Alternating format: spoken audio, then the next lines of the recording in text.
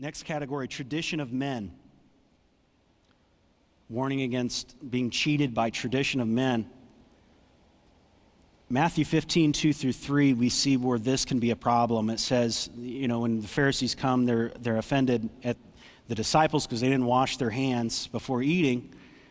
And they said to Jesus, "Why do your disciples transgress the tradition of the elders, for they do not wash their hands when they eat bread?" He answered and said to them, "Why do you also transgress the commandment of God because of your tradition?"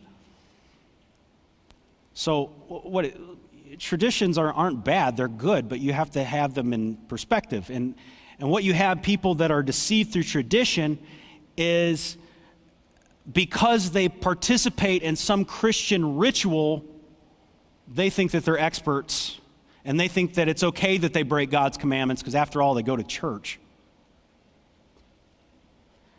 I love it. No, I don't love it. But anytime there's a debate about something meaningful, and things like, marriage is defined in Scripture as between one man and one woman. It says, don't mess with marriage. Jesus says this, Matthew chapter 19. This is what God has joined, let no man put asunder. In other words, don't mess with marriage. God created it. He designed it. He said it's between one man, it's one woman. Leave it there. Don't mess with marriage. You didn't create it, God did. You got to listen to God. And there'd be some expert, well, I'm a Christian. Yeah, no, you're a tradition of men deceived person. You think that it's like, have you ever watched those crime dramas where there's some person who's murdering people, but they're a diplomat and they get diplomatic immunity, and so they commit these crimes and they can get away. We think, deceived people in traditions think they get some kind of diplomatic immunity that they don't have to obey the Bible because they gave a tithe once.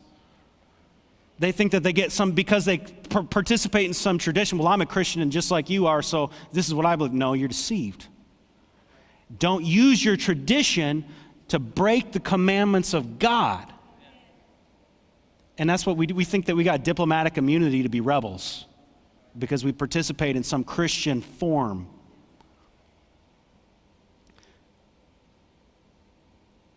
Doesn't allow you to run your mouth or elevate your opinion as a contrarian against actual righteousness and righteous people. Well, I go to church. Well, I do this. Doesn't mean you can run your mouth and be rebellious.